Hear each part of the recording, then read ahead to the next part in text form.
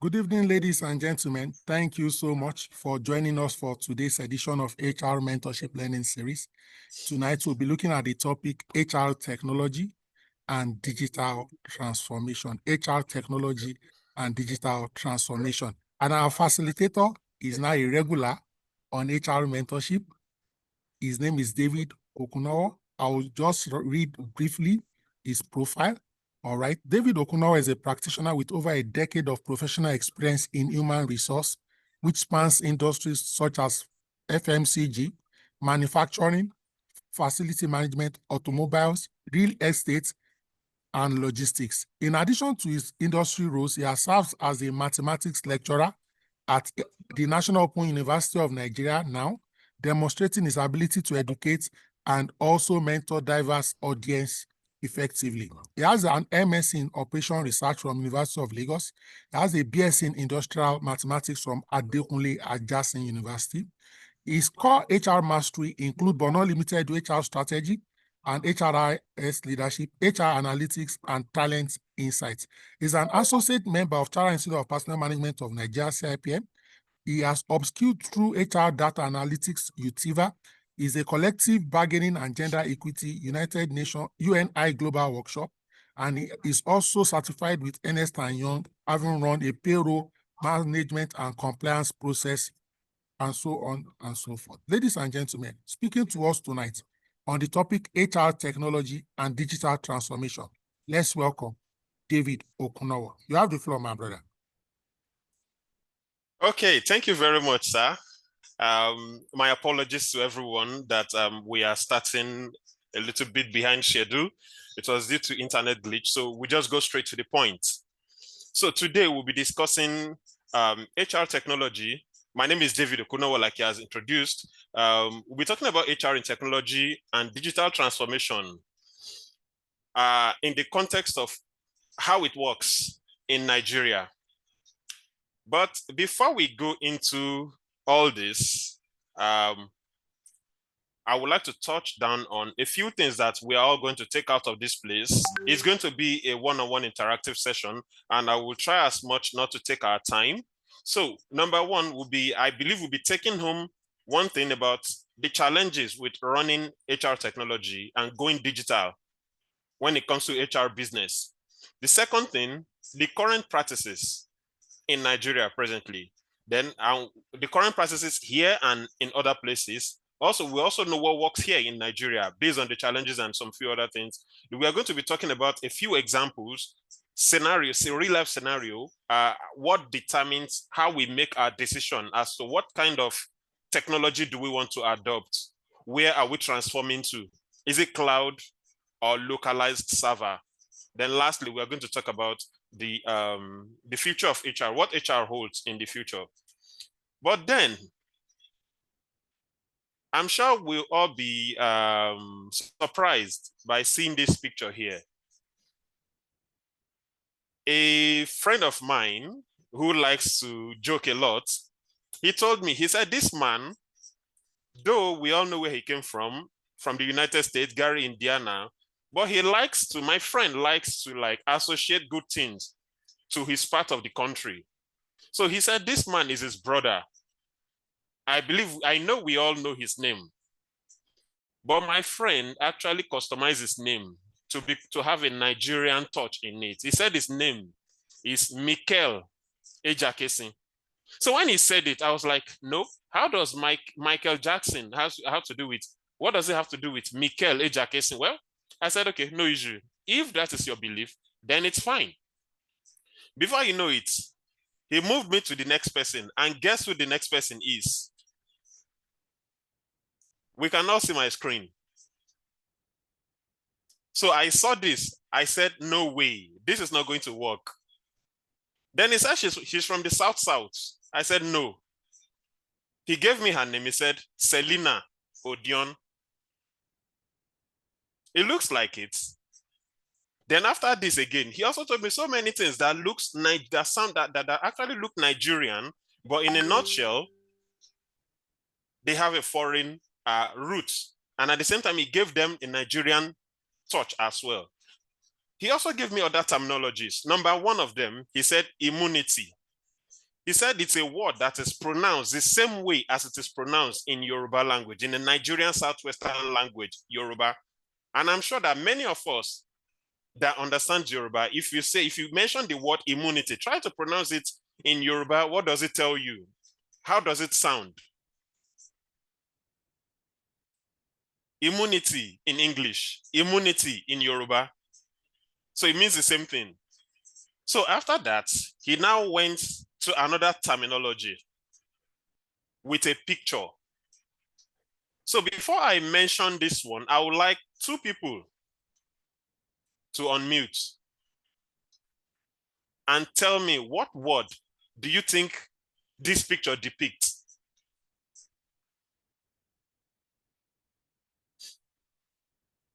Anybody should unmute now.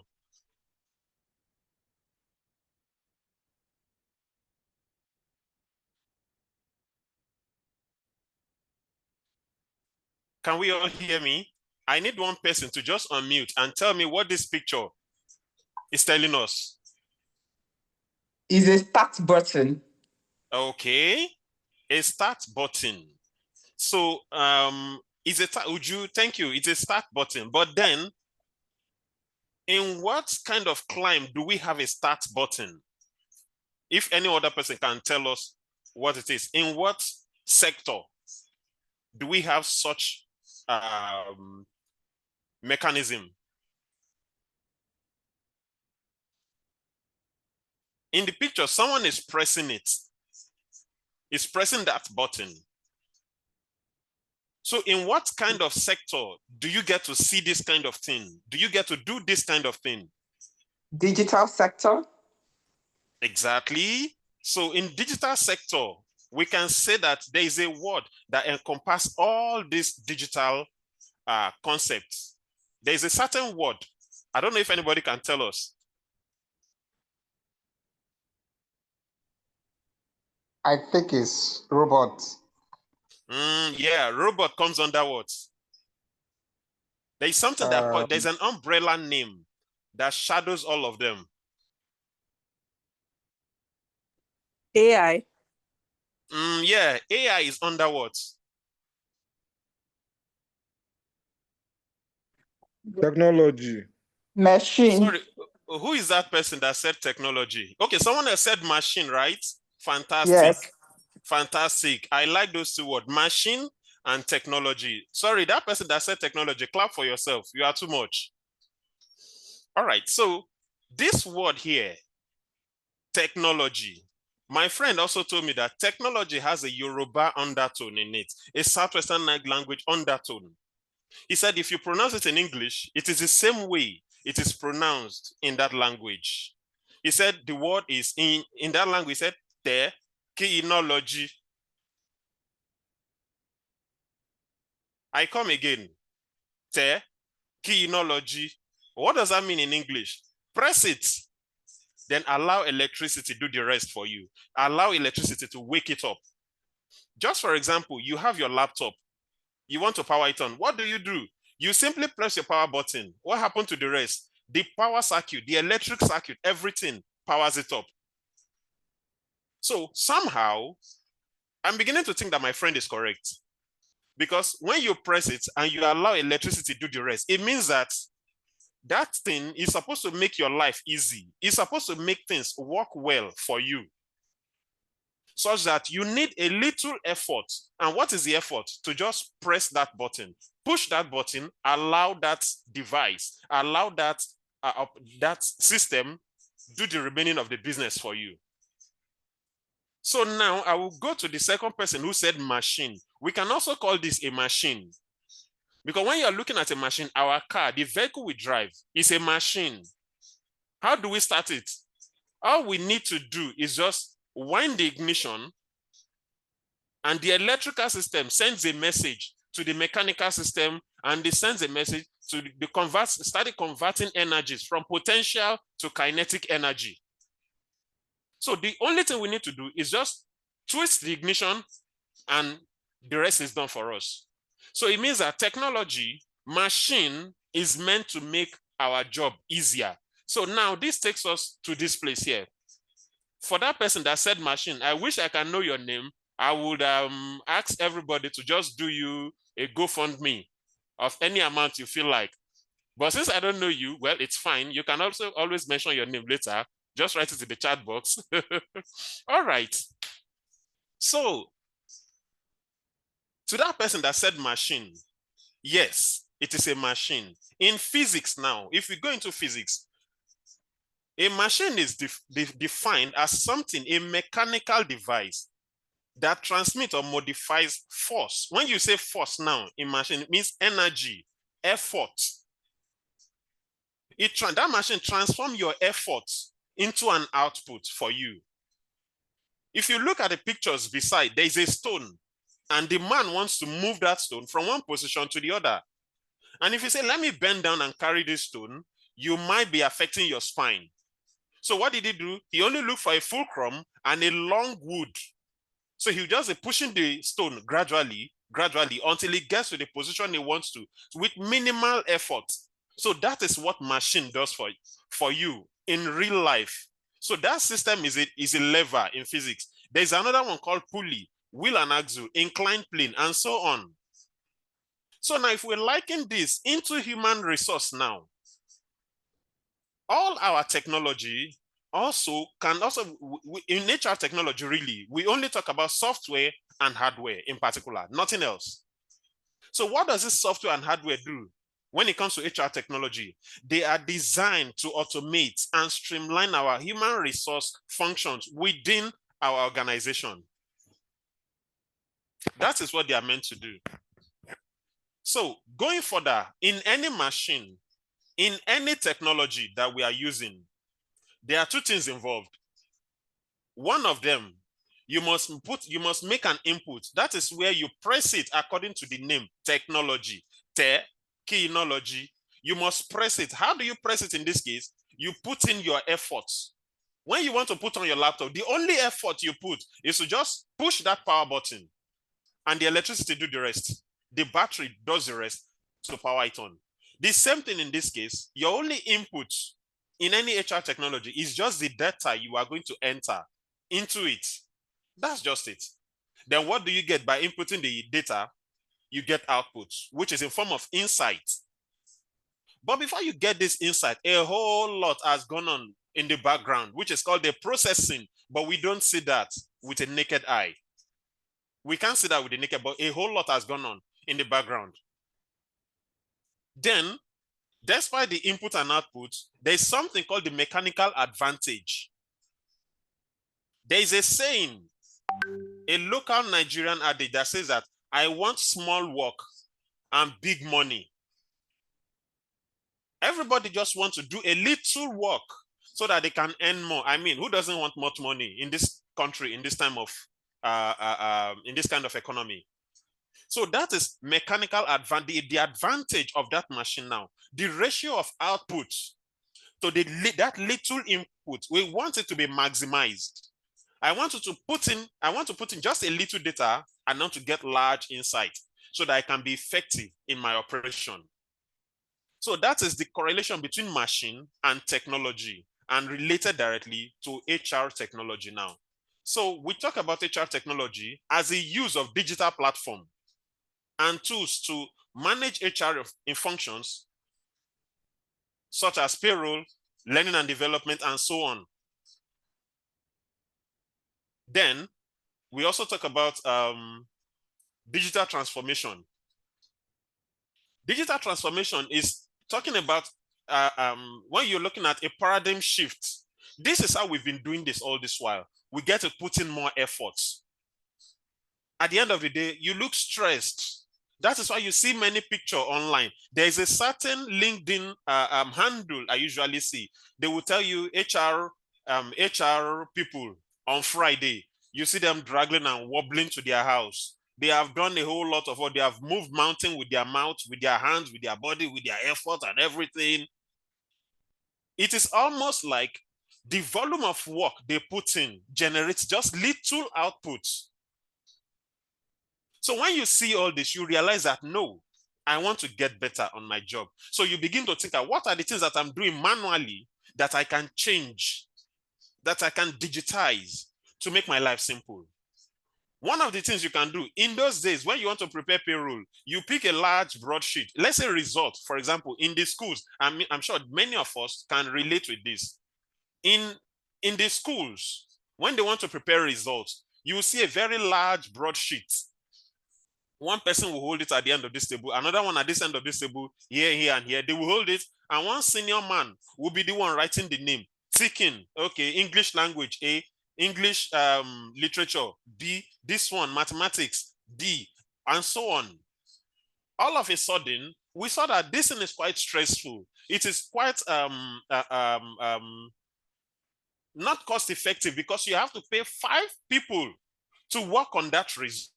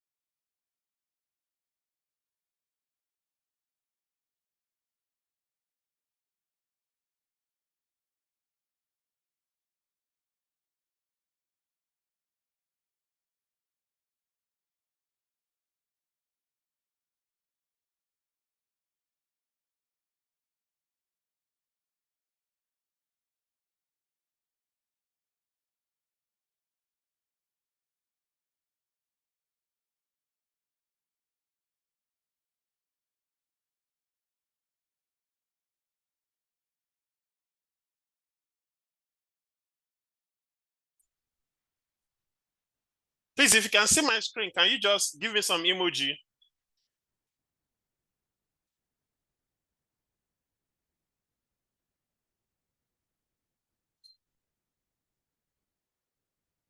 Hello? We can see your screen and we can hear you. All right, thank you very much. So I was talking about digital transformation. I was making an example of how manual work has been transformed, has been digitized to reduce costs. However, the downside is that people lost their jobs. I was making an example of a school and a learning institution in the olden days where you'll be collating results and you have to use a wide broadsheet. 4 people will man different corners of the table to hold the paper, the wide sheet, and 1 person will be writing, will be scoring them. So this costs you to pay 5 people the salary for doing what a system can do. So if an organization within such context decide to digitize and adopt, say, for example, Microsoft Excel, everything is just on one screen for you. You don't get to pay the salary of 4 people, only 1 person. So that means it's a whole lot of savings for you as an organization. But then the downside there is that some people, 4 people lost. The only way they would not lose their job completely if they have upskilled at some point, they could be redeployed into other businesses. So this is what digital transformation is just simply talking about. And the same thing is applicable to human resource department. Take, for example, your payroll. Instead of you using paper to calculate your payroll or leave application and so on, everything can be digitized. That it becomes seamless for you. So now, for example, we also said that when you transform digitally, It makes your work more efficient. The job you're supposed to do in 5 hours, you can do it in 30 minutes. You have a whole 4.5 hours to yourself to do something more productive. And when we're talking about efficiency in digital transformation, I will take us back a little to the definition of machine. In physics, it is a fact that no machine is 100% efficient. If you power your car is not 100% efficient. Despite it makes your job, it makes your movement seamless, it makes it easy. There's wear and tear in your car. That's why it makes noise. But with the help of the engine oil running into it, it makes it less easier for you to identify. But I can tell you that it is not 100% efficient because there is work against friction, there is heat, and so on. The same thing with your work in the human resource. In as much as you are trying to satisfy your employees, and you're also trying to satisfy your management, imagine yourself not using an HR technology. Your payroll, you have to calculate it manually. Your leave form, you have to calculate it manually. You have to put it in the file, in their personal file. You have to do this manually, that one manually. Then you will propose something to your management, and management will say, no, I am not taking this. You have to go back and remodify and modify and modify until they get it. You might even not finish it in one day. That is 1 man day lost in that organization. In one day, you have 200 employees. That is 200 man day for the organization. You went to the work that day and you couldn't even give out anything. You can imagine how hard, how tough it is when you're making a proposition and you're not getting, because you're not giving the right data. You are not speaking the right business language of that organization. Because you are not efficient enough working on your own, not to talk of you don't even have technology. But the moment you're able to adopt one technology, it makes it easier for you. You buy enough time. Let's say you have a meeting by 12 o'clock and you have a technology in place. You can quickly see what you want to do. You plot your data, you have your graphs, you can see everything. You have time to modify, rethink. What am I doing wrong? I think this information, this graph is showing that it's too high. Let me bring it down a little bit. Let me propose 200,000 when I'm supposed to do 500,000 naira. Because if I remove 1, 2, 3, 4 treatments from the HMO plan, my service provider can bring it down to 50,000 naira per life. These are the things you are able to see easily if everything is digitized, unlike when it is manual. Another thing is when you digitize your leave also, you can easily see how many people is on leave. You don't have to start opening each staff file one after the other. Okay, James Webb is on leave, Michael Kors is on leave, David Wedge is on leave. Your digital platform will give you everything at once at a glance, and you can make whatever decision. That is a benefit of going digital. So I think the automated system to help you make a informed decision in your organization. So we'll talk about benefits of digital HR transformation. I'm sure we can all see this small picture by the right corner of my screen here.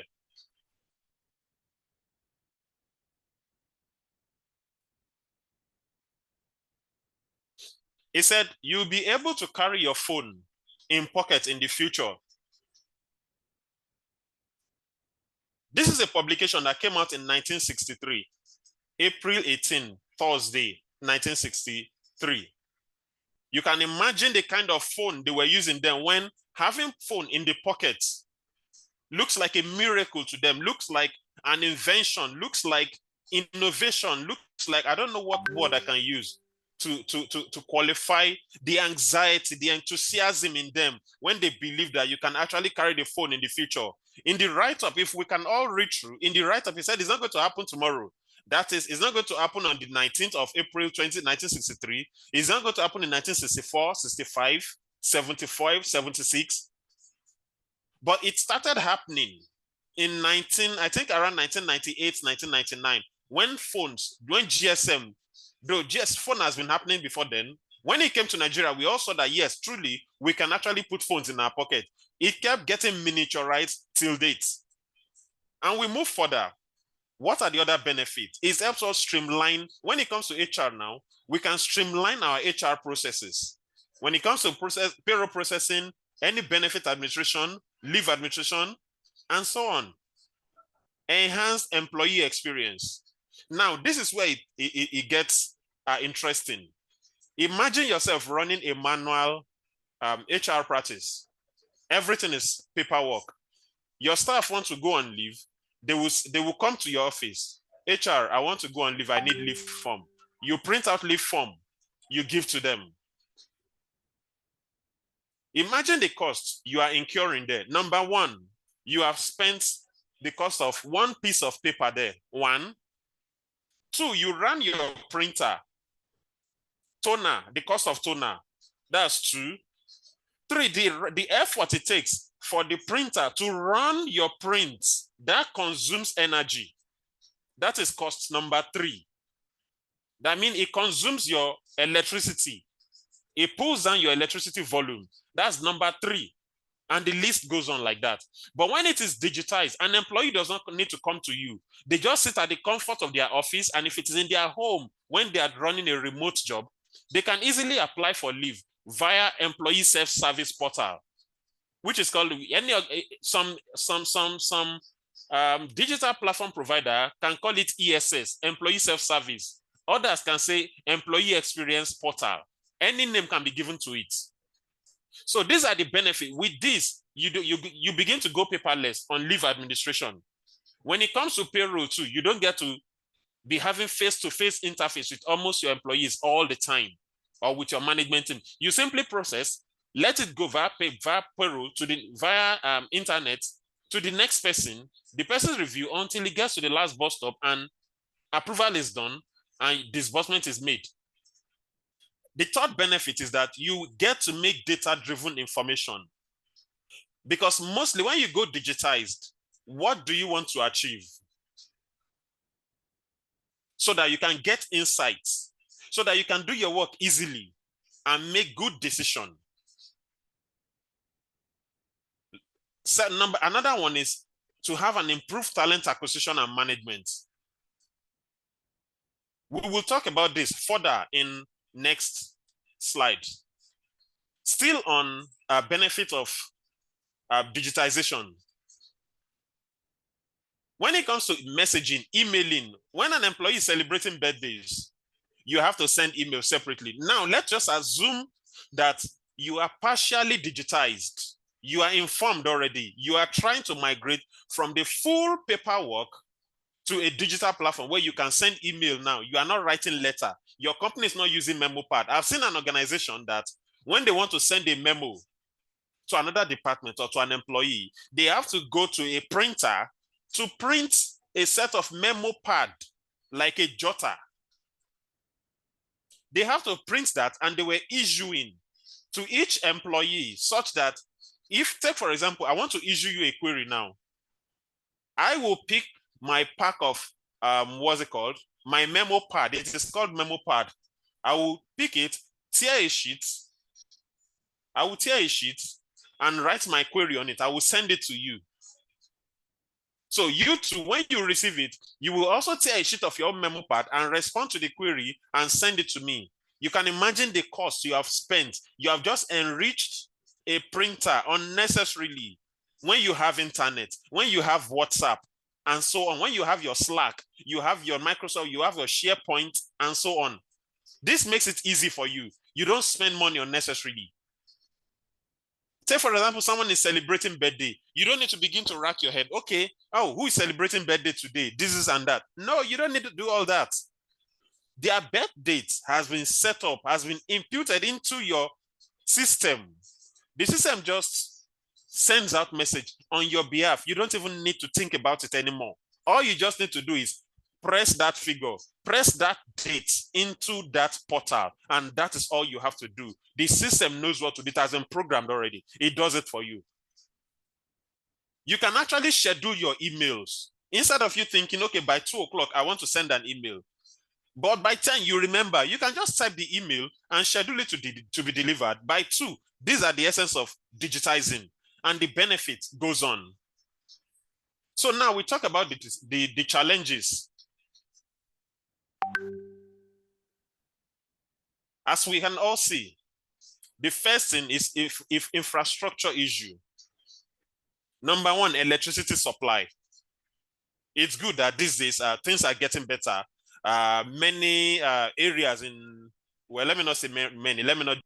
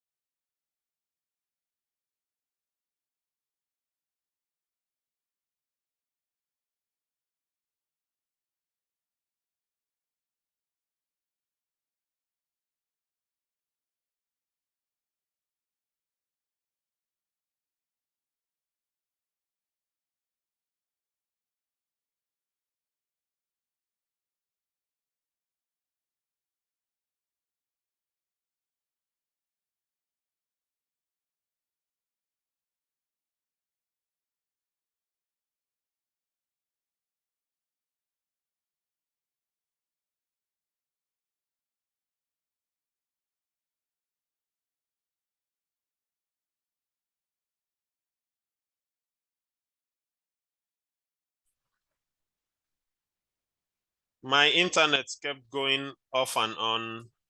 My sincere apologies on that.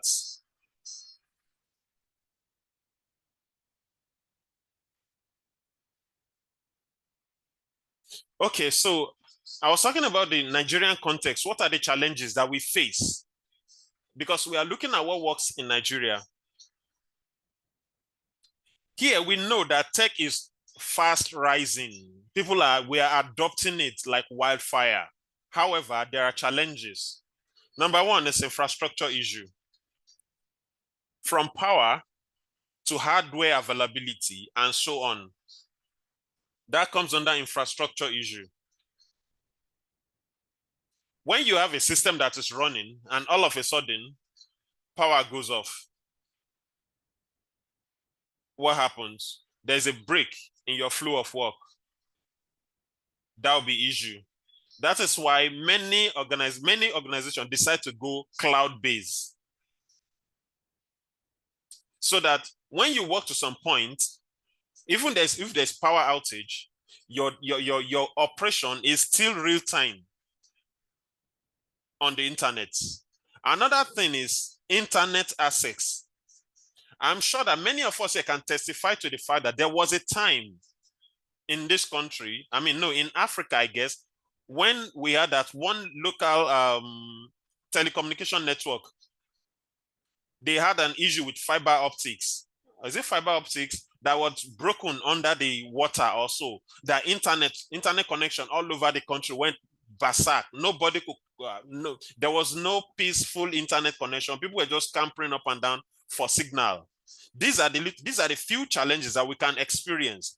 And also your ISP too, internet service provider, might just be a subscriber to a major service provider, a third-party provider. So it becomes difficult if you are subscribing to them.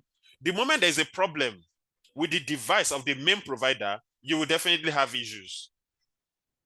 And good enough that we are in the days of internet broadband, where you go around with your internet. You don't have to stay in one place to use internet in the days of cyber cafes. It's getting better now. However, the challenges still remain, which over time, everything will be fine. Another one is cost barrier.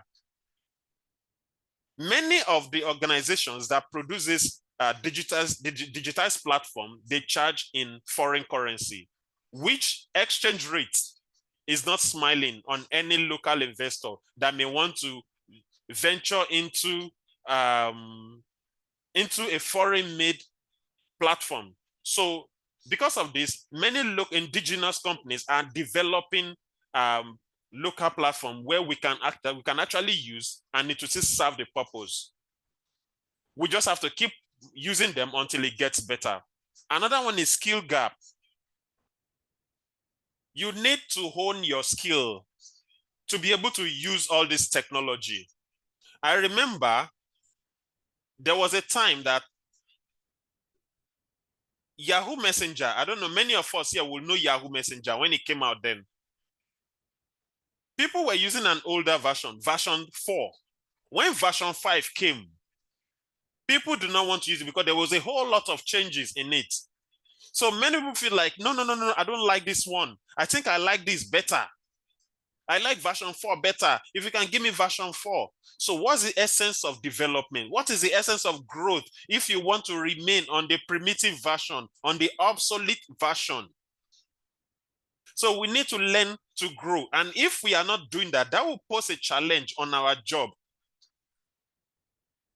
If I say, okay, I want to deploy XYZ software to you, I mean, it's left for you to say, wow, this is another way of developing myself. Because if I know this thing, I've just added value to myself. If I go to that place, I can deploy. If I go to this company, I can support them. I can help them to grow using this software. You can be called as a consultant, yes. But if the skill gap is there and it is not closed by each and every one of us, this challenge will remain. Another thing is cultural resistance. Talking about cultural resistance, this boils down on change management now. An organization can say, okay, our requisition, if you want to request for expense reimbursement, you are not going to sign a paper anymore. You will go online and send your requisition. But because the skill gap is there, nobody wants to learn. We don't have time. We believe that we are senior men. I cannot start learning this thing, so I don't want this software. That is one. Take, for example, leave application. Many people wish that they could just go ahead and be writing paper, but we don't know how much this cost is hitting the organization. If you can just help your organization, even if you're printing on paper, try as much to use both the front and the back. But many people, due to trust issues sometimes, this is another challenge.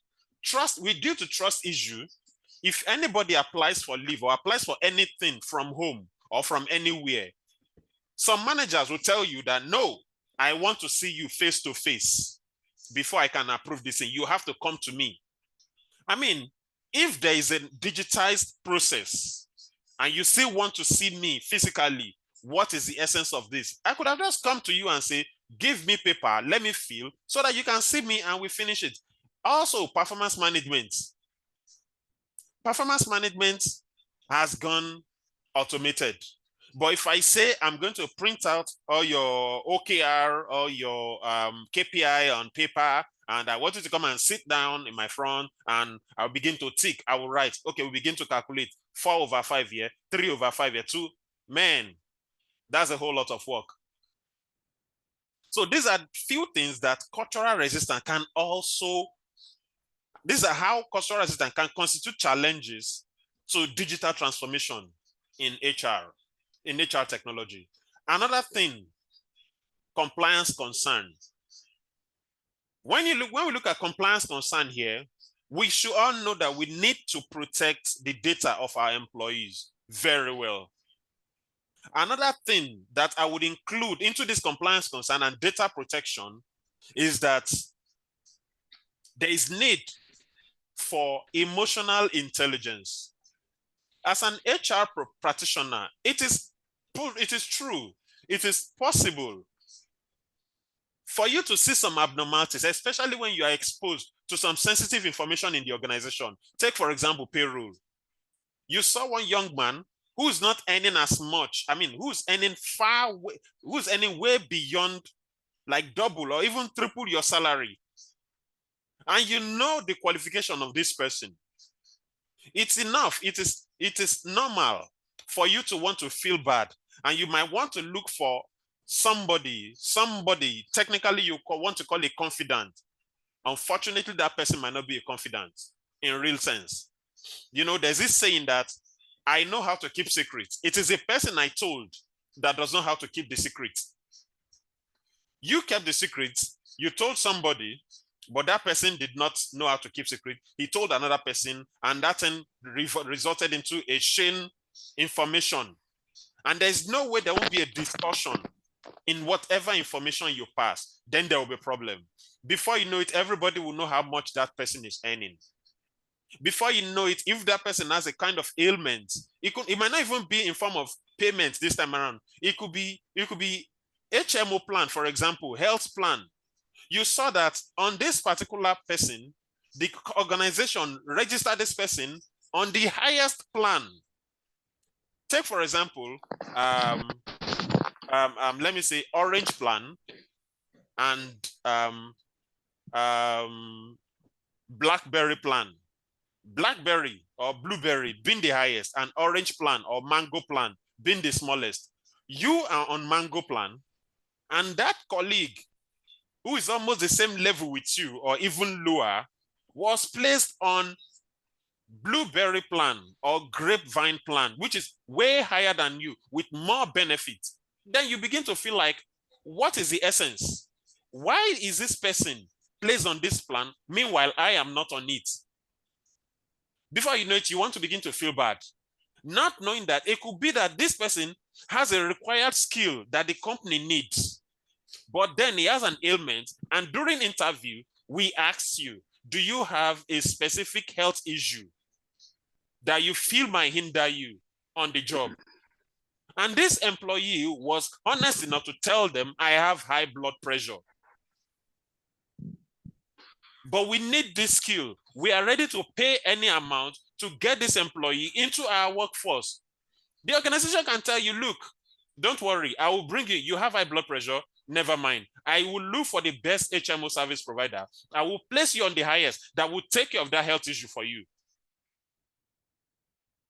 I will look for a plan that will take care of that health issue. So you might not have the full detail, then you begin to ask questions from the wrong people.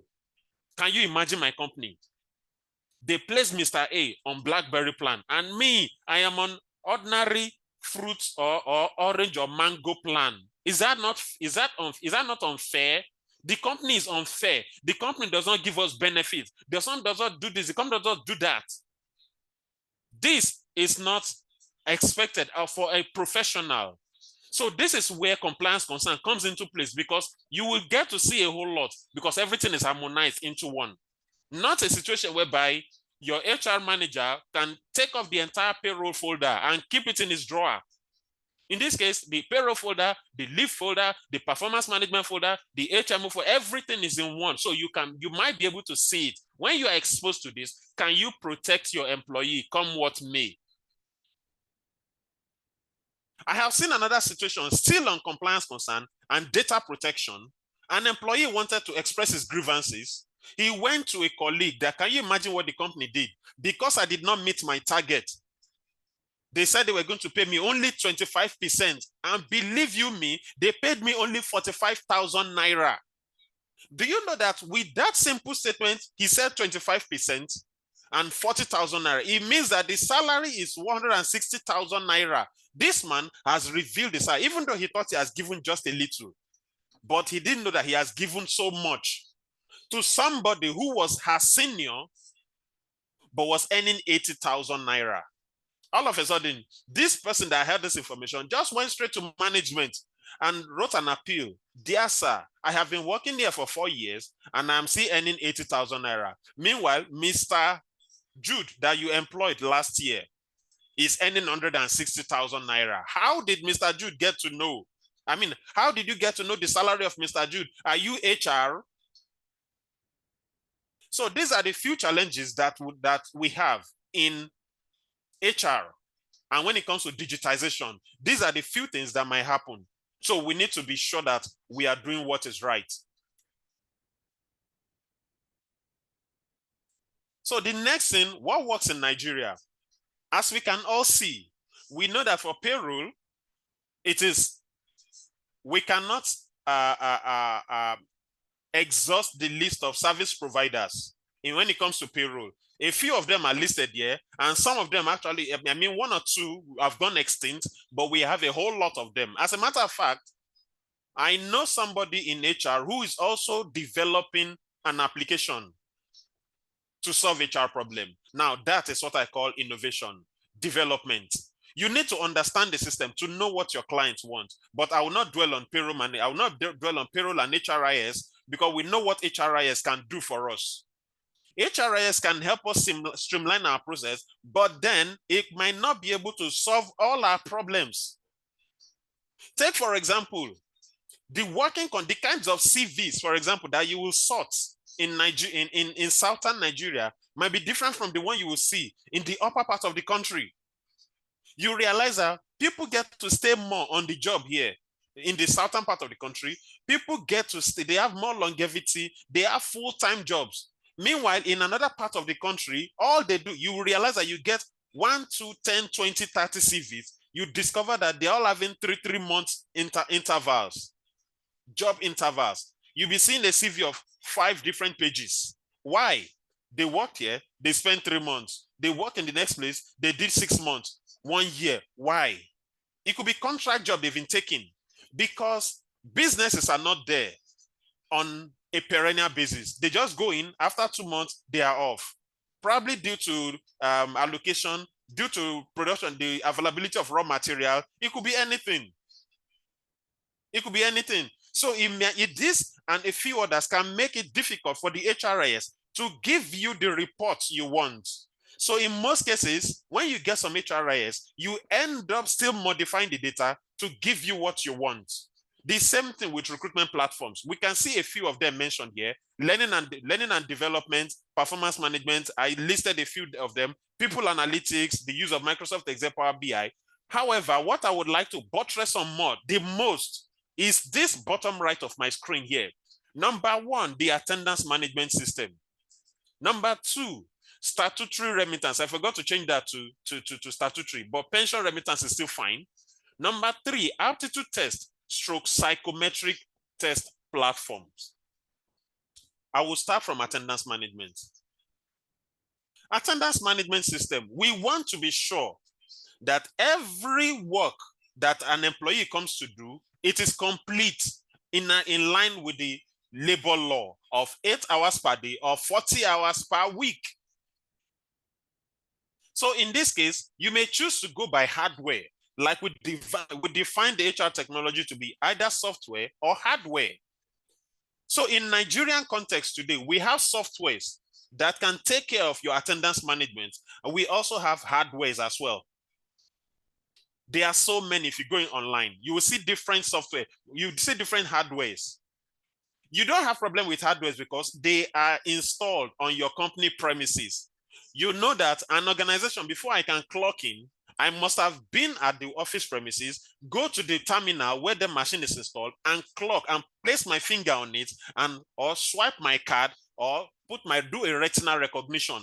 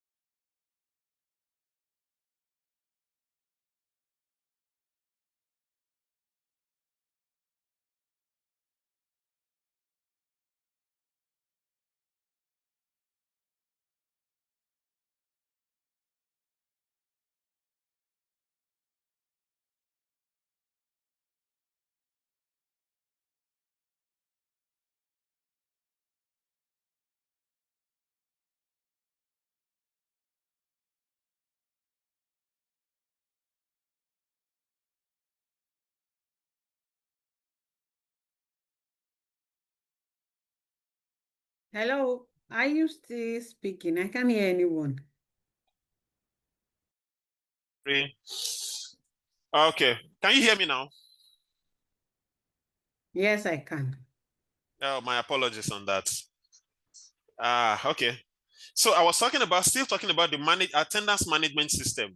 Apart from the hardware, a hybrid system came into existence and we needed people to work from home. Therefore, we need to be sure that they are working. That is when we have some other system that can track their working performance. And also to make sure that they actually make in the timing they got to a certain location. If it is, for example, an after sales technician or an engineer who needs to go take for an automobile company, I sold a car to a client and he needed me to come install some tracking system on it. And my staff stays close to that employee. I mean, it's cost effective for me to allow that staff to go from home to that person. So all I need to do is tell that person, when you get to that location, you should just tap into your network that you have gotten there. And the beauty of this software clocking is that they can see the location where you have clocked to show that truly you clocked at the address, not like you clocked in from your home and you are telling me you are the location. Meanwhile, the client is waiting for you by 8 and by 10 o'clock, you are still in your house. You have clocked already, claiming that you are the client's place and you know how employees can be. So this will help you solve that problem. Another one is pension remittance. I remember in some years ago, you have to go to the bank, to the pension fund custodian to lodge in your check or your transfer. Then they will ask you to send a mail to your PFA that I have sent to you. Send a mail to the custodian and you send another mail to your pension fund administrator. You copy your PFA that you have made social payment to the custodian. Therefore, the PFA should relate to the custodian and sort it. That is a whole lot of work. But these days, there are platforms, even I think InterSwitch, my Pen Central, and a few others, a few platforms that you can use to remit your statutory pension from the comfort of your office or from your home or wherever you are working. Another one is psychometric tests or aptitude tests. You realize that you are recruiting, and when your candidates come in, they will tell you that the things they will be saying will get you angry. You feel like, how did I get here? How did I bring such candidates to the table in the first place? How can you get me angry? How can you say this? So with the help of aptitude tests or psychometric tests, you can streamline the kind of people you bring to your facility if you must do a physical interview or virtual interview. Psychometric tests will help you classify people to the level of their cognitive ability, to the level of their work performance. In psychometric tests, example of this platform is the Test Gorilla and a few others, which I can't really recall, but Test Gorilla is one of the popular one here. There are no correct or wrong question in any psychometric test. The answer you give will tell exactly where your thinking, your cognitive ability belongs to. Do you belong to the junior level or you actually belong to the managerial level? How you respond will determine if you qualify. That is why you see that you are applying for a managerial role, but the company is offering you an alternative for a junior role because that is where your thinking can operate. With the help of psychometric platform, it can help you to streamline the kind of people you bring on board.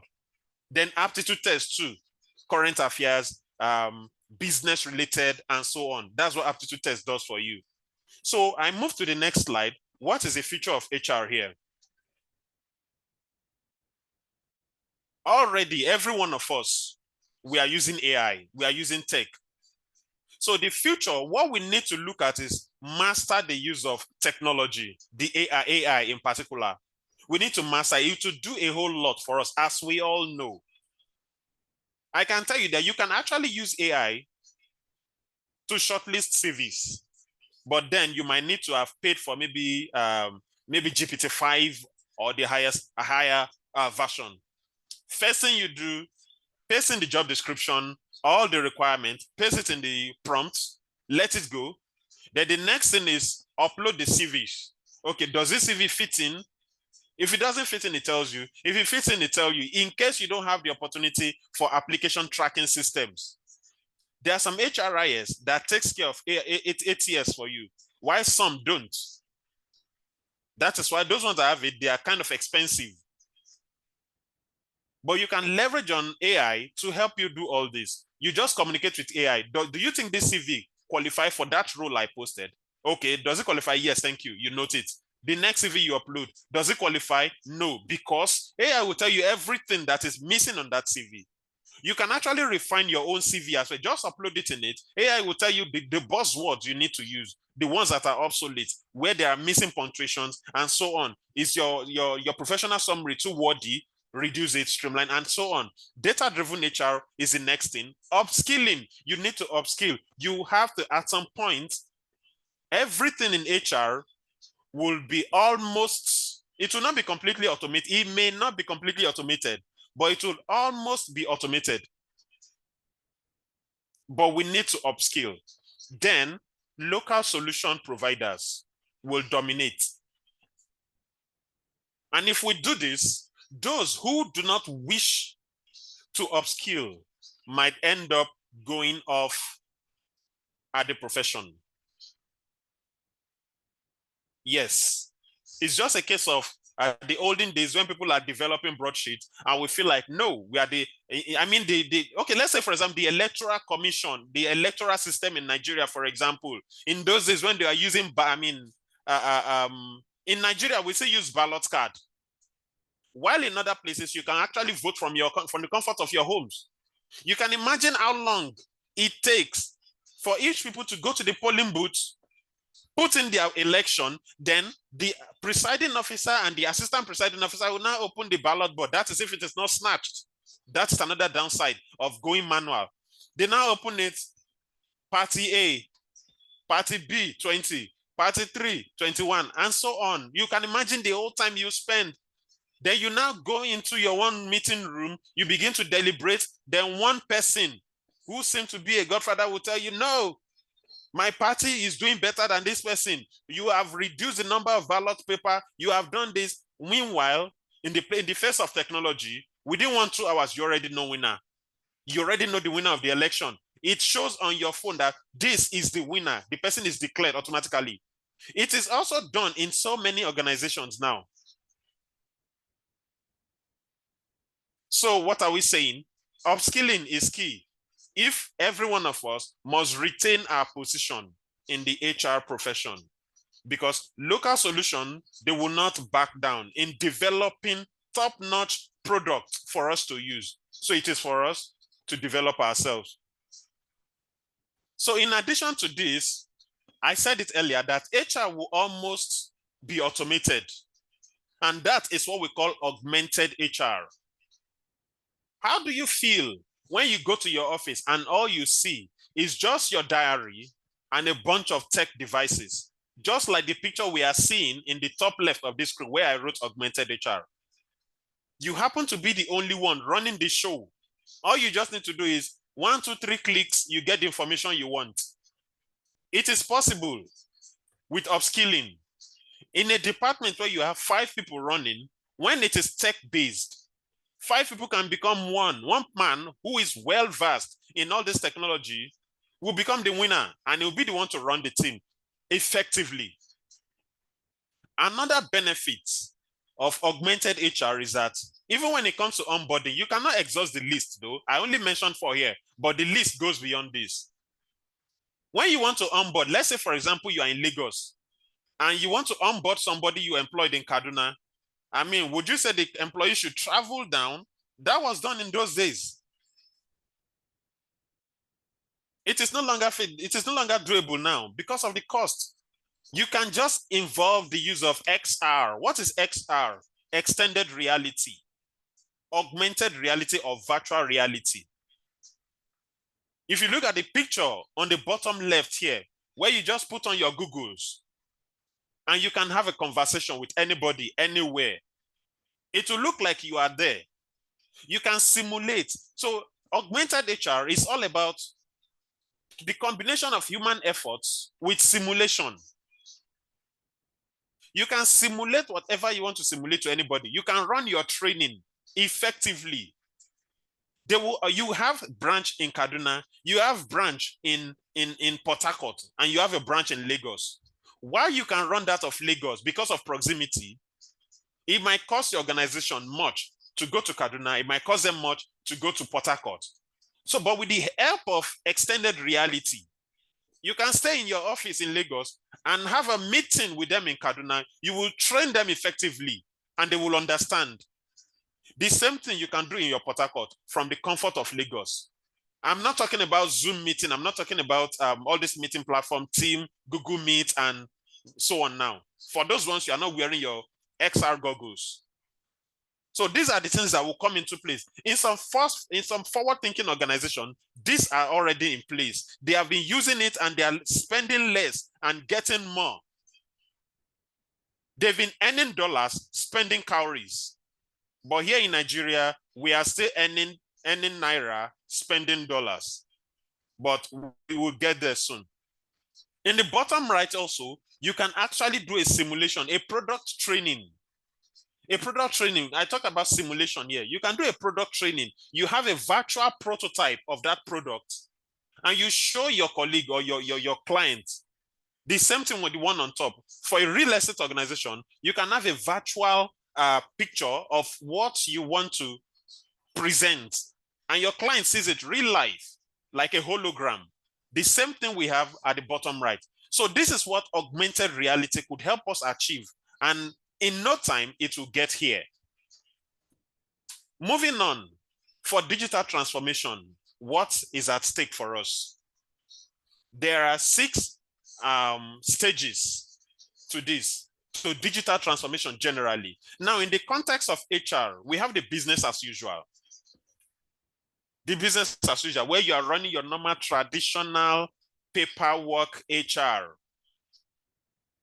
You are not using anything computer at all, just paperwork. Payroll, na paper. Performance management, paper. Leave, paper. Hospital paper, hospital visit, paper. This one, paper. That one, paper.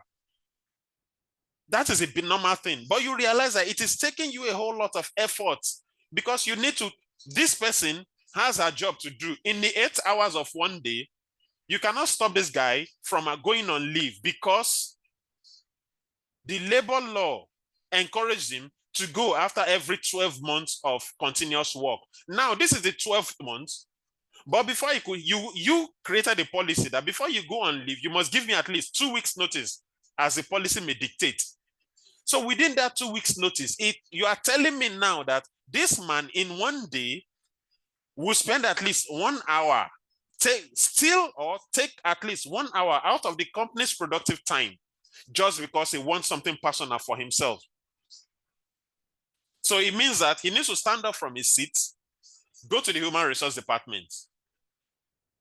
HR, I want to go on leave. HR will now print form, incur costs in printing form, burn electricity, waste toner, paper, and time. Then open the system to look at the leave balance and tell him, okay, Mr. James, this is your leave balance. The person will fill and now take to his manager. Remember, this person is using out of the company's productive time. He takes to the manager also approves, then he takes back to HR. HR will now say, okay, go and file it. HR will begin to do some post-leave work, looking for who will read. The manager begin to look for who is going to be the reliever. Now, this is stress on the reliever. The time taken for application and approval is taken out of the company's productive time, which we need to be conversant of. So we started thinking about this. We now said, okay, how can we streamline this so that the company can get more and the employee can also get more so that we have a win-win situation? We started thinking, okay, what do we do? Let us create a Google form, for example. That is simple. So if anybody wants to go on leave, he just fill it in the Google form. It comes to HR. HR picks, okay, you cannot go on 2 days. I send the mail to you. We are already getting digital. We are now feeling the digital presence. We are becoming active. Now we are at the stage 2. We recognize the importance of digital tool in our HR practice. So we began to use of WhatsApp. We started the use of, and so on like that. So what next? We started formalizing things. We realize we are now counting our losses. We realize that we are wasting too much time on applying for leave. We are wasting too much time on processing payroll. We are wasting too much time in sitting with employees for performance management and so on. We said, okay, fine. We need to, and also we are wasting too much time on training. this man, we need to call this person, all of you, come and sit down in the training room. Then we call a trainer from outside. Hey, Mr. Training facility company, come and train these people. So like 10, 15 employees will have to sit down so that you can teach them the basics of bookkeeping. Say, for example, bookkeeping. I mean, why would you want to wait such time when people can actually learn at their own pace? So you now have to meet your IT department or any department. Okay, look, for example, you made HR meet IT. Can you help us develop a software that can help us train people so that they can learn at their own pace? Now you are deploying digital technology into the system such that if I want to learn about bookkeeping, I may not want to learn in the morning because I know I work best between 8 a.m. and 12 p.m. Meanwhile, you fix the training between 8 a.m. and 12 p.m. It means that for the rest of the day, I cannot do anything anymore because that is not my peak period. I'm just saying, for example. But in the night, I can stay all night and enjoy my lecture. So I will sit down on my system or my electronic device and do my learning, jot the jotables, and you realize that I assimilate more than somebody who did theirs in the daytime. So it gives me opportunity to do my thing my way. It is the same way your operations department or your inventory department can also approach a service provider and also do the same thing. And good enough, if you don't want to do an in-house where your IT needs to deploy an in-house software, they will do a front-end development and a back-end development. In case you have a full stack engineer in-house, you have somebody who will develop the front page, upload all the courses in the back end with the use of WAMP server or SAM server. You don't need to bother yourself about that. The tech guys, they know what a WAMP server or a SAM server is all about. They will upload it and they will have a local server in your organization.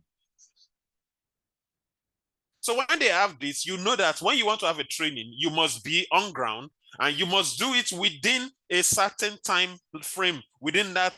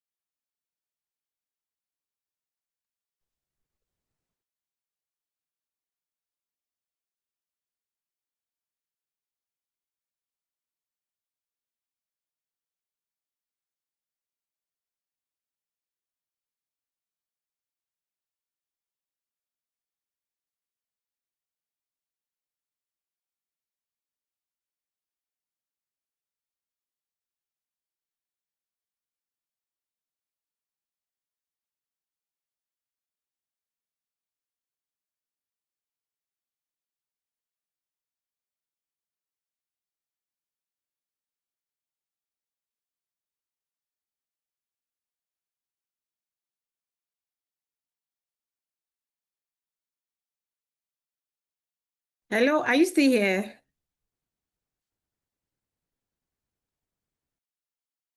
I think the network has yanked him out again.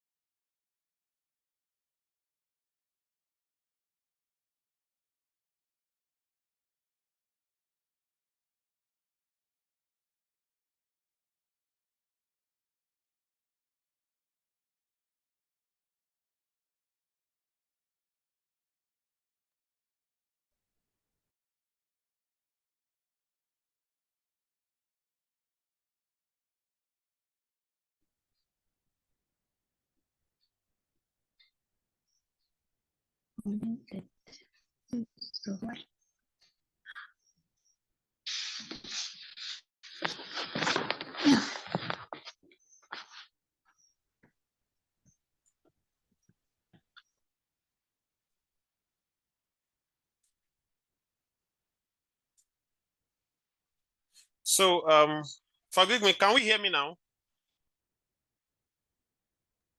Yes, we can hear you. Yes. Okay, so this is one of the challenges we have in digitization. I think I'm just being unlucky when it comes to internet connection. So I was talking about the convergence of most of these needs from different units of organization. Inventory department will tell you we have a technology need. Operations will tell you we have need for technology. Fleet management needs technology. HR needs technology. So bringing everything together could form what is called an enterprise resource planning software, so that the entire business is seen at once. Then from there, we also move to the use of innovative and adaptive technology. For example, the use of extended reality, like we said earlier, the augmented HR, where everything now becomes easy, that if you are not IT, if you are not tech savvy, it might be difficult for you to operate in that level.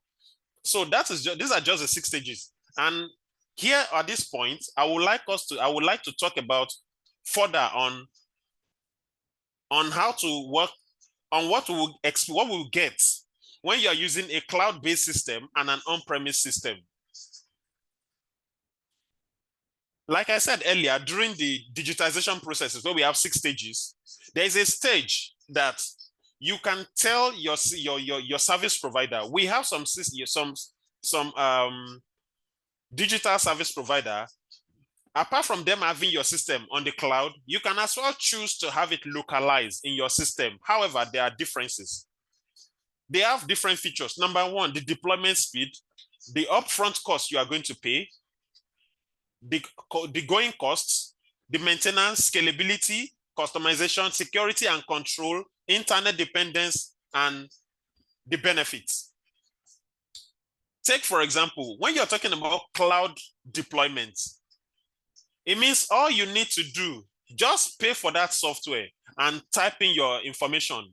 Where it is saved is not your own business. You have paid a subscriber. It is your own headache to make sure that they implement and make sure you enjoy the service. These are generic products. On the other hand, if you want it localized on your system, like I said, let's say you want to develop an in-house learning system. Yes, your in-house tech team can actually develop that for you. Your in-house tech team can actually develop that for you, but then you will have your server within your premises. So what are the disadvantages here? It will take you up to like 12 months, or not up to, approximately 12 months or a year, because you will need to buy the systems. You will make sure that it meets the required specification, depending on the volume of data you want to take. If the data is let me use an example of your mobile phones, for example. Now, we have Mr. A and Mr. B. Mr. A is a heavy internet browser. He buys a whole lot of data from his service provider, maybe all this network service provider, let me not mention anyone. But Mr. B just manages the data they have. She can buy 1 gig and use it for the next 1 month. Meanwhile, Mr. A buys 10 gig and use it and exhaust it within 2 days. You can tell me that these 2 people, they are heavy users. So it means that this man, if they are now using a 3 gigabyte RAM phone, the 2 of them, Mr. A and B, one is a heavy data user, while the other one is a light user, but then they are using the same spec of phone. Let's say 4 gigabyte RAM and let's say a 64 gig space. You will see that Mr. A's phone, who is a heavy browser, his phone will quickly be hanging more than Mr. B, who uses just 1 gig in 1 month. He doesn't download much file. He doesn't download much video. He hardly watches videos. She just goes, anything character user is what this Mr. B is after. But Mr. A dwells more on video. Somebody like me dwells more on video. So in this case, they will need to look at the volume of data you use. That's what will determine how long it will take. If you are the type that use 1 terabyte of data per month, they need to get a system that will accommodate that 1 terabyte per month. So if you cannot afford it, you have to wait till you can afford it. But if you are using a cloud base, they take care of all that. You want 1 terabyte, we have it. Just pay for it. So now going to upfront costs. In this case, it is low, quite low. You pay as you go. But for the localized server, which is the bespoke system, you will buy all the hardware, you will buy all the necessary licenses for each software you are using. It costs you more. It's a capital expenditure. Meanwhile, the ongoing cost for a generic cloud base is just normal the subscription. It's just an operational pay as you go, as I said earlier. And maintenance, you don't need to disturb yourself. Your service provider handles that. But for in-house, you need to employ an IT person who will be monitoring all your software, who will make sure that your antivirus is up to date. They will make sure that your firewall is up to date so that hackers don't come in. That's a whole lot. Where you are paying 100,000 naira for monthly maintenance of your cloud-based software, you might be paying close to 200,000 naira to your IT person. Now, talking about scalability, let's say your business is expanding. You want to employ more employees, or you are diversifying, or you are having a product modification. All you need to do for a cloud base is to just tell your service provider, I want to expand I want to buy more space. And they sell it to you. They just increase your maintenance cost, and that is it. But for the case of a bespoke software that you have to have a local system, it means that you have to scrap all the hardwares you have. Then you buy a add-on. You buy an add-on to what you have. Let's say you have a 40 gig hard drive initially. Your system can allow you to add another 40 gig to it to make it 80 gig. You have just incurred the cost. It means that you have to carry out maintenance costs, a defragmentation cost. Don't mind my IT jargon now, but defragmentation costs, scanning disk and all those things, and also using your antivirus to scan them and using your firewall to also protect. That's a whole lot of work. And you will still pay your IT man. When December comes, you will still pay that person December bonus. When there's time for leave, this person will go, you will look for somebody to replace him who knows the job. And you have to pay that person as well. You can imagine the cost. Now let's go to customization. This is the major crux of the matter. When you are using a cloud base, you just have no choice than to support whatever the developer, whatever term, whatever the developer name each button. Let's say, for example, in your organization, you are saying, I am going to run payroll. Another organization can say, I am going to process salary. You all can testify that we are saying the same thing. Believe me, the organization that is doing your cloud-based software does not even know much about all this terminology as you, an HR person. They can say timesheet or launch configuration. You have no choice but to just adapt because it is cloud-based, it is generic. Everybody must get used to it. It is rigid. There's limited configuration, so you cannot dictate to them what to change. So you just need to learn to know it at all costs. That is one challenge there when you are using a cloud-based system. But the benefit, it becomes sweet when your service provider decides to localize it for you. Despite all the disadvantage I've mentioned earlier, your cloud-based decide to localize it, put the server within your company premises. You can tell them, I want to call it process salary. They would name it that thing for you. That is why we have deep customization possibility.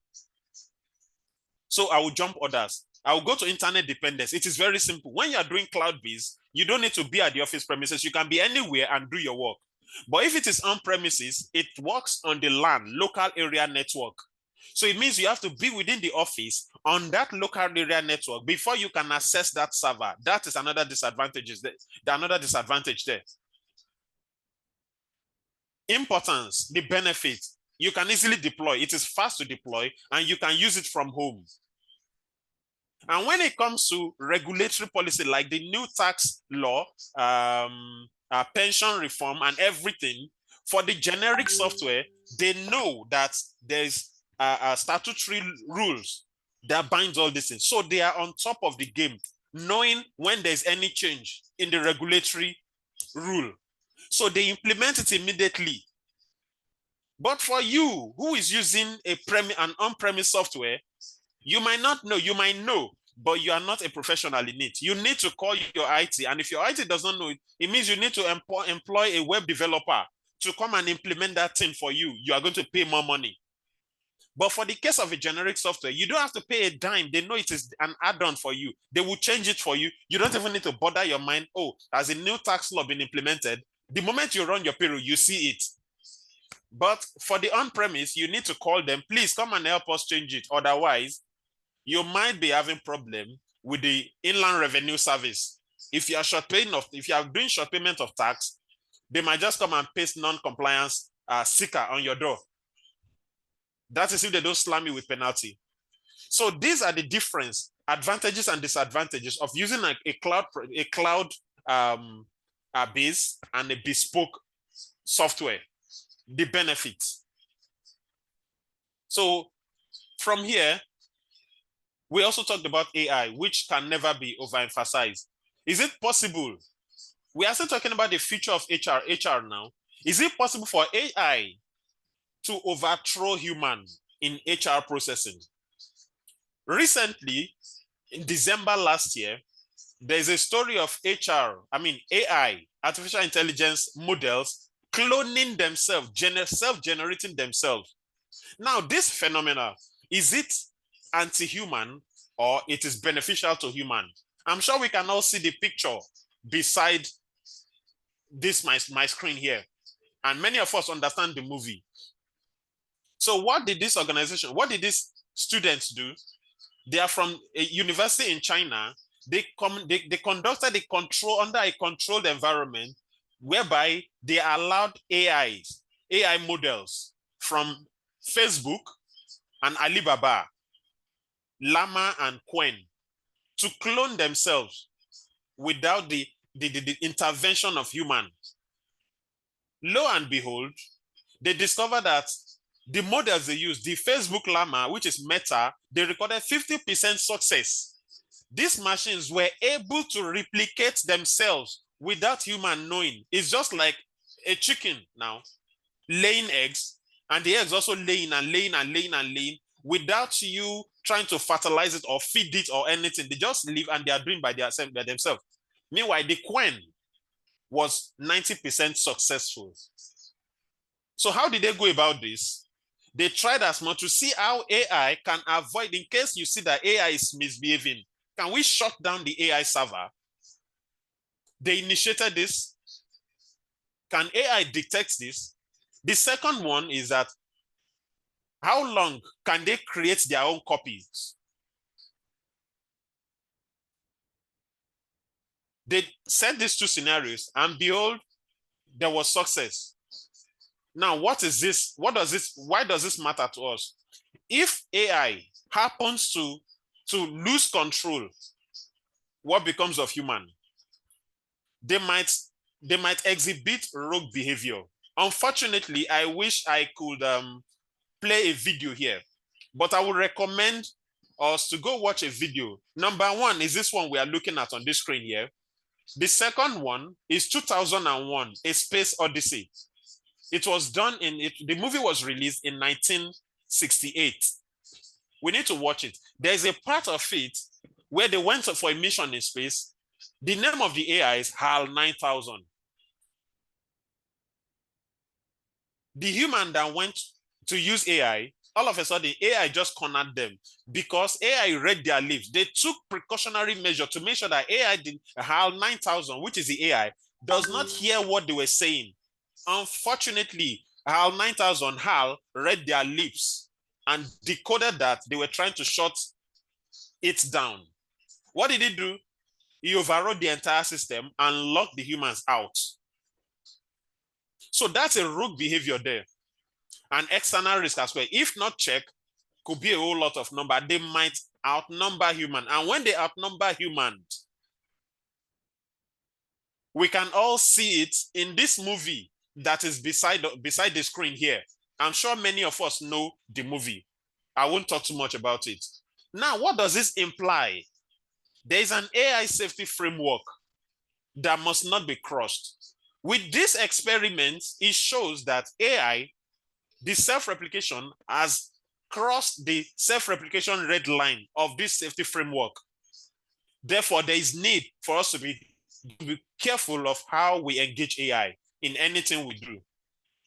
So aside this, I'm going to conclude at this point and say that HR technology is not a luxury. If we all want to enjoy life after work, we should be ready to engage, to upskill, and to look away from cultural resistance. We should be ready to embrace it fully, embrace technology. With this, we would enjoy our profession, enjoy what we do, and relate more with people, get more time to relax, and do fine. So at this point, I will say thank you very much. Unfortunately, Dr. Luyemi is not here, but then I will say it's time for question and answer. Thank you very much for having me here. So if we have a question and answer, we can please bring it forward. Just unmute yourself and let's hear you. Thank you very much.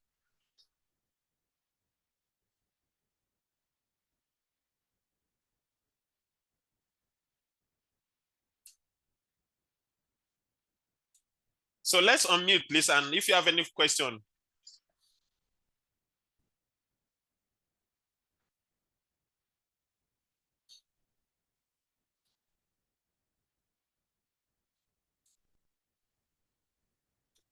Can we hear me? Well, for me, I don't have a question. I want to say thank you for this session. It's nice. I've always been talking about HR technology. There are some paperwork we shouldn't be doing anymore, like the leave, the time and attendance. There are companies Yes. that have all this tech that you can just, for little money, not very expensive. So that's it. So I want to advertise the company I work with. Yes, it's a tech company. It's called WorkPay Africa. So this is what we do. Okay. We help you out with your All right. employee in record. Lovejoy. I'm not sure if advert is encouraged on the platform. Okay, just an HR tech. That's why for in case there's anybody here that is interested in getting time and attendance and all that for their Okay, people. all right. I think what I would advise is Thank you. yeah, all right, you're welcome. So what I would advise is that there is HR mentorship side or hustle group. You can actually throw your advert there, and I'm sure that many people would embrace your products. As a matter of fact, I've related with a few of your colleagues from WorkPay, believe me, and you have a fantastic product, so to say, but I would just let us leave it at that. I'll side with other providers as well. So we have a question from Lovejoy. I hope that clarifies on what to do next. Yeah, it's fine, but the group you talked about, I've not heard about it before. How do I join the group? Okay.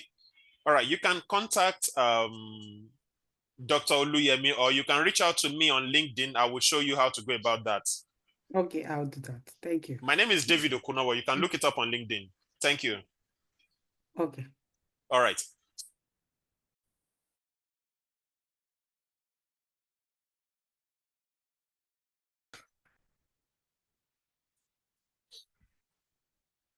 Amabalaji, you can go on with your question, please. For the insight, I really appreciate it. And my question is that in the civil service, the public service now, Okay. all this tech thing that we are talking about, we are so far away from it. We are still so much into paperwork, every step we take.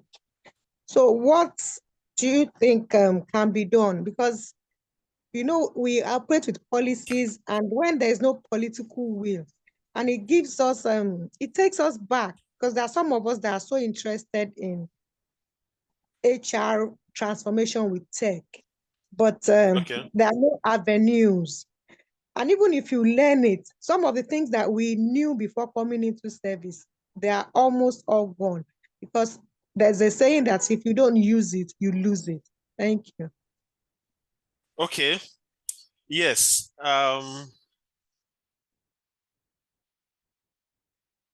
right. A question just popped up, but I will go to it later. So like you said, yes, it is true. It will take a while before the traditional HR will become obsolete.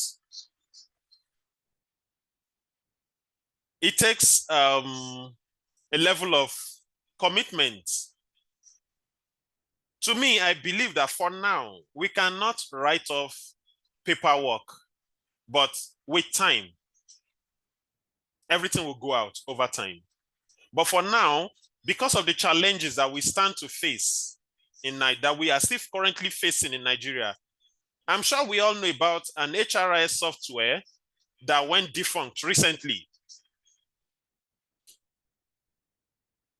So this is not internet problem now, but provider issue. It's an internal problem with them. And they made away with, I won't say they made away with subscribers' money. Unfortunately, they lost in the business. And there's a whole lot of challenges that came with that going defunct. Because many organizations believe that this is HRIS. We don't need backup. We don't need paperwork. So all the work they do, they just leave it inside the system there. I want to process my salary. It is seamless. I process it. Everybody gets paid. And that's the end. So it now happened that the regulatory body, let's say they came for an external audit. They now requested, let us have your payroll for the past 12 months. Where is it? Now there comes the excuse that, oh, sorry, our HRIS software went out. They became defunct, so we don't have any record anymore. I mean, your regulatory body will not listen to that. At least you operated for that period. So you should have something. If you don't have any record to present, that shows that you are inefficient. It gives them joy. It gives the regulatory body joy to slam penalty on you. Well, since you cannot provide record, we are expecting XYZ hundreds of thousand naira from you, and you must pay between 28 days, except you have something to substantiate the fact that you will not pay this amount. Therefore, we still need to work on our hard copies, paperwork, but on a minimal level. So now, where hard copy will now come in is that it is not for the staff to come and print hard copy, come to HR, collect hard copy, then go to the manager for approval, then come back to HR to submit anymore. They must have done the approval and the application online. All HR needs to do is just print and put in the file. When you process your payroll as well, you can also extract it to Microsoft Excel or any software, any spreadsheet package of your choice. You can download it there and save it somewhere as a soft copy. In case there's an issue with your HRIS software where they are not coming up in the next 1, 2, 3 days, you can use the soft copy you have as basis to do the next one, and so on. So when it comes to leave application and any other thing, okay, so when it comes to any other thing, you can always use your software to do it. So a question just popped up now. So Amabalaji, I hope I've answered your question. Yes, please. Thank you. Hello. Thank you. All right, thank you. So Mercy Bukola, you wanted to ask a question before. Can you go on?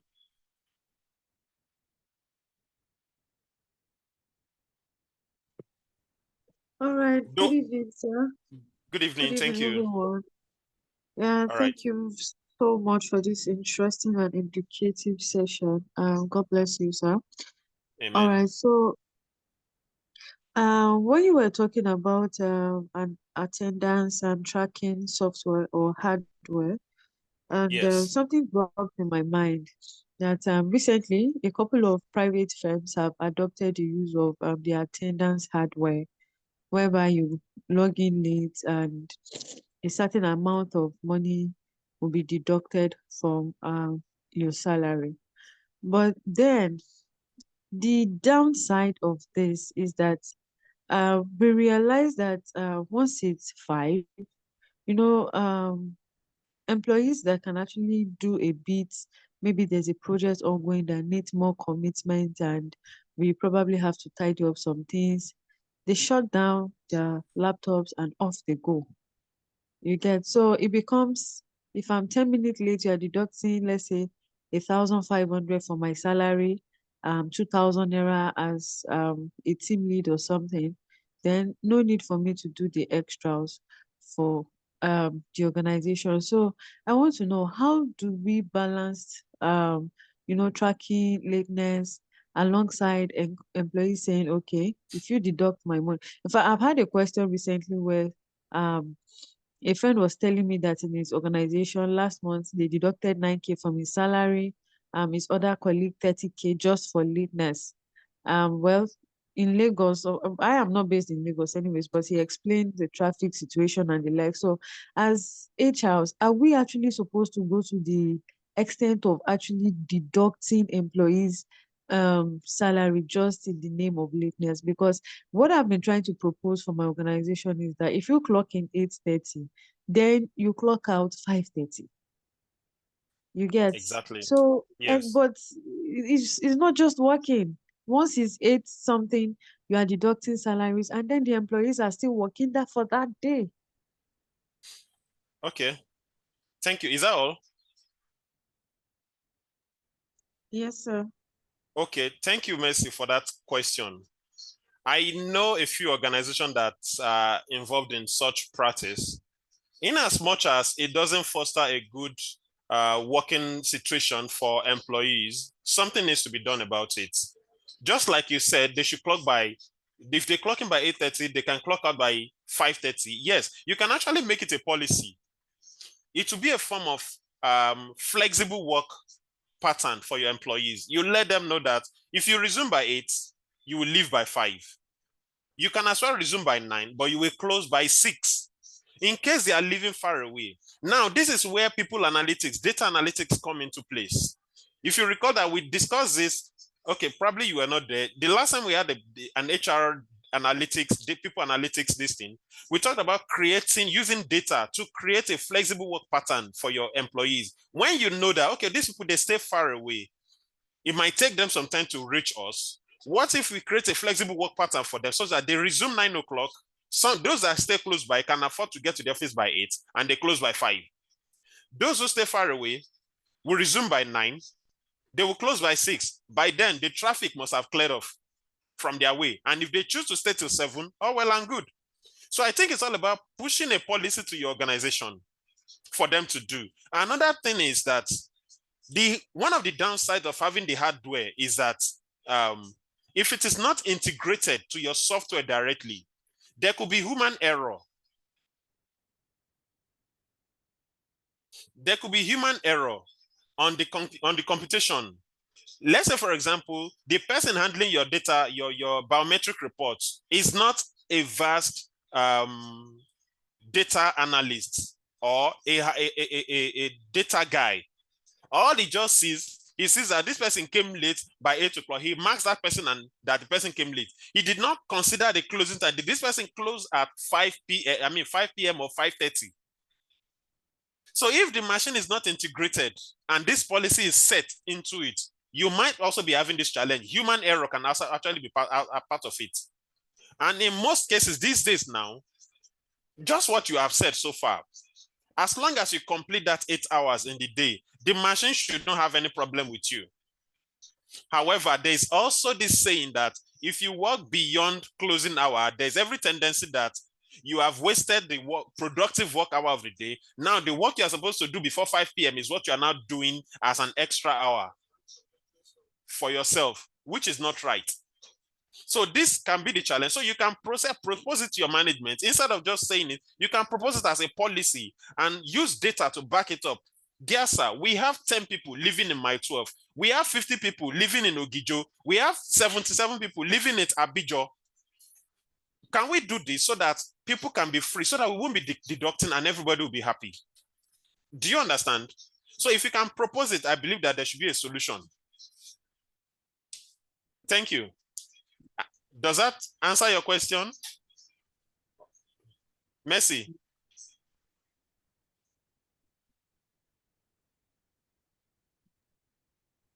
Sorry, Yes. Mr. Davido. I just want to maybe add to what you said. Okay, Now, go ahead, there please. are some, because I've handled this time and attendance before, and what Mercy said is right, before I left that company, I ensured that we did not do that deduction part, because that was what the management were trying to push to do. Now, in a company that is, if it's a manufacturing company, we have different units. So this is where your situational management skills, that leadership skills comes in, because there are different situations, different scenario. It's not, it cannot be one cap fits all. Somebody that is working in the factory, there is a time that factory people, the machine needs to be on. If they are running a shift, morning and night, and it's 12 hours, meaning the machine needs to run for 24 hours. If their resumption time is 7 a.m., they cannot resume 7:30 and say they want to close 7:30 p.m. What it means is that the person on night shift that is supposed to resume 7 p.m. will not be able to resume 7 p.m. because the other person is still working on the machine that he is supposed to take over from. So if it's a factory worker, that will not work. Then if it's office, like we also have different units. If it's a receptionist needs to be there early to receive visitors. So receptionist cannot say, I want to resume 8:30 so that I can close 5:30. Whereas on the company's website, it said resumption or office is open 8 to 5. Who will receptionist be attending to after 5? Nobody. Then visitors will come and wait for receptionists to resume. So that cannot work to say people should do flexible time. People that can do that are people that are not maybe in factory or not front desks. Yes, you can do flexible work, that. But for the factory, what you can do is you tie the attendance to the appraiser. That's why this time and attendance record is not just there for you to be deducting people's money. It is also used during appraisal period, quarterly appraiser, midweek mid-year appraiser. These are all the things you use. I don't think we should encourage people coming late. You leaving far is not an excuse. Let's be sincere. You can move closer to your workplace. You can move. That's why some people live on the island, on the mainland rather, but they work on the island. So what they do is get somebody to squat with Monday to Friday on the island. So you cannot, because if it's your own company or your own business, you will not say you want to come late because you live far. Move close or get a job closer to your work. So all I want to say is lateness should not be condoned. Let it be tied to appraiser. Somebody that is a perpetual late comer. Perpetual late comer. I was 21 years old, let me be sincere to you, and I was going to work 5 a.m. in the morning from Meron, Abulegba, Alagbado to Apapa. This was 15, 18 years ago, and I did not die. So please, let's live late. Let's be strict with our dealings, because you cannot do one cap fit all. I'm sorry. Thank you. Yeah, thank you very much, Lovejoy. Yes, we cannot do one cap fits all, but where there is room to tweak the system, we should at least try to accommodate the safety, the comfort, the convenience of our employee. It matters. It matters. Yes, I understand the fact that a receptionist cannot be resuming by 9 o'clock. Meanwhile, the business starts by 8. Yes, you have a point there. These are the few exceptions that can be put in place so that everything can go on smoothly. Thank you very much. So I think Ayokunle raised his hand first. Ayokunle, you can go. You can unmute. No problem. I think the last person has cleared everything that I wanted to talk about, because I'm just looking at the point of if you say somebody should resume an hour later, late in the morning, then they should close with excess of an hour after work, because other costs too need to be factored into it. Some other persons that needs to leave to ensure that every other things in the office or probably in the company is 100% shut down before they leave. So are we saying that such person is still going to be staying back? And Okay. if such person is staying back, is still another extra cost, additional cost for the company, you know? So a whole lot is associated with that. So it's part of the overhead cost of the Yes. company. So Thank it is you. better.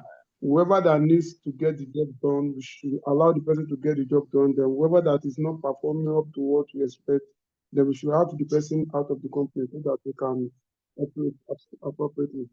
Yeah. Thank you. That's Thank it. you, Ayokune. And Thank you. I typed a question the other time. Please, I want you to help me to answer that. Okay.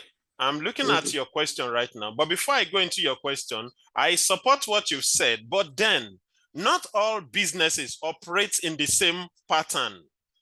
While my business is strict that I must close by 5 o'clock, some organizations, I could be a facility worker that I have sites in different places. I run different sites. I can tell my site, okay, you can go resume by 7 o'clock, close by 5. I mean, like she said, it is not one size fits all. What works for one organization might not work for my organization. What does not work for my organization? Your organization is choosing to cut costs. My organization might be buoyant. It could be that I run my business 24 hours. I run the manufacturing settings now, meaning my factory must be running 2/4. So I can afford to have people in my offices to work 1 hour extra for me. Let's say it's a time where I have to pay my factory worker. Let's say I have blue collar workers, for example, now, and they must not leave the work premises until 5. That is when they will go to their to get their pay. Let's say I pay them physically, for example.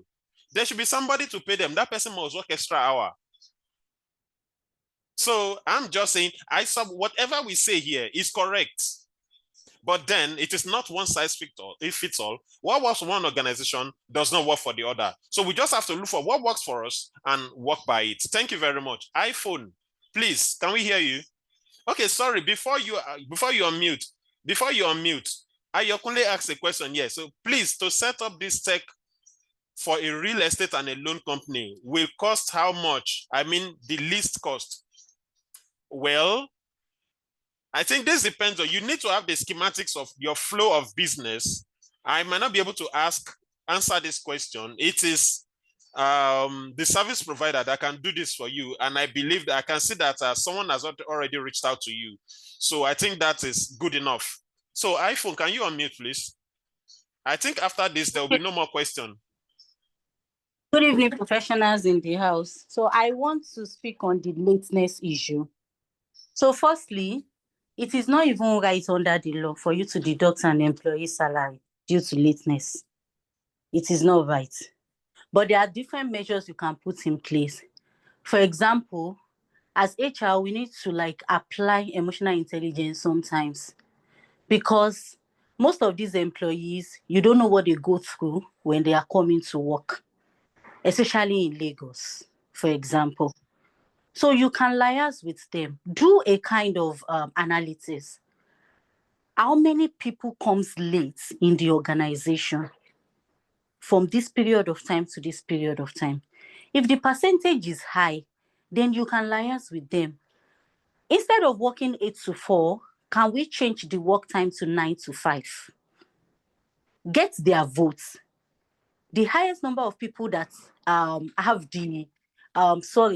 the highest votes take seats at the end of the day.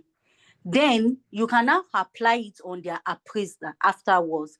If we are saying someone in the organization is getting to the office by 7 o'clock because they are diligent and all, we should consider people that are mothers among them. We should consider people that there is always traffic on their way when they are coming to work. So we need to get the facts right before applying any sanction on them. But what I'm trying to say is, please, under the law, it's not right to deduct an employee's salary due to lateness. You can put them under appraiser, then also be compassionate enough to liaise with them, communicate with them.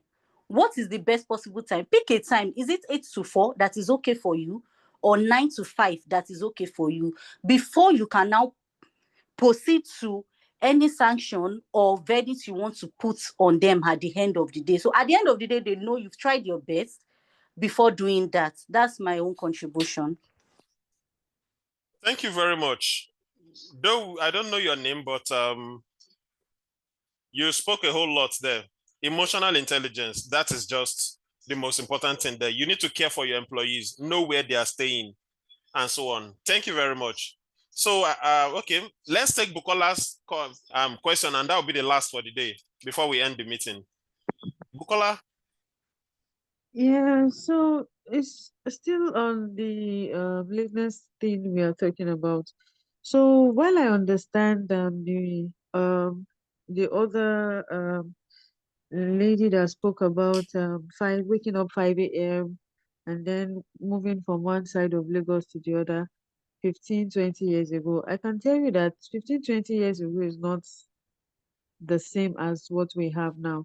We have a lot of people going to work more than then because thousands of graduates, enter into the labor market on daily basis. So the population as at then is way higher, and other factors, of course, transportation Yes. cost and the like. So waking up by 5 a.m., like she said, might not be an issue. Now, the friend I was referring to does not, if he makes the mistake to leave his house by 6 a.m., he's going to go late. He's going to run late to his place of work. So he leaves like 5:30 on daily basis. And if I tell you that he gets home, in fact, both of them, I have a male friend and a female friend, they get home nothing less than 10. And they have to repeat the cycle. Well, I understand that that's what they signed for, but there's also a place for emotional intelligence, like the last person talked about. Yes, it is business, but we can also, be fair with our decisions and our policies too. Thank you very much, Bukola. And I will just add one last thing to it. Like you said, the third mainland repair and all these repairs up and down is another challenge that will make people want to come late. These are the situations that we can look at to apply consideration to some of the people that stay in this axis. And also in some places too, my area can be a notorious place for thieves and all these bad behaviors.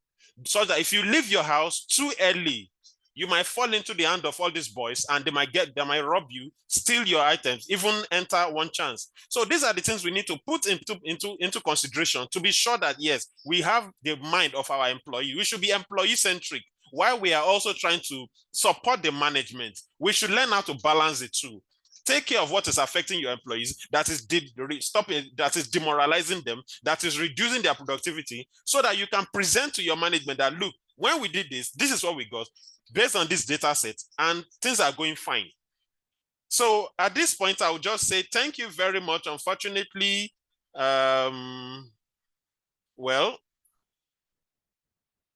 well, I can tell you that traffic has not still reduced. In some places, I have employees that still come in. I have 8 o'clock. They will come in. I'm still late, and I will check their route. I will see through the Google map, and I will see that it is very, very red. So it depends on the route here, Lovejoy, that determines if traffic have reduced drastically or not. It depends on the route. It is not a general thing. So at this point, I'll just say thank you very much for joining us at this session, and it's nice having you. Thank you very much, and thank you, sir. And have a good night rest. Thank you. So we can all exit the meeting now. Thank you. My pleasure. My pleasure. Thank you. My pleasure. It's my pleasure. Thank you. So I'm sending you a LinkedIn request now. All right, no problem. Right. Thank you, David Okunawa.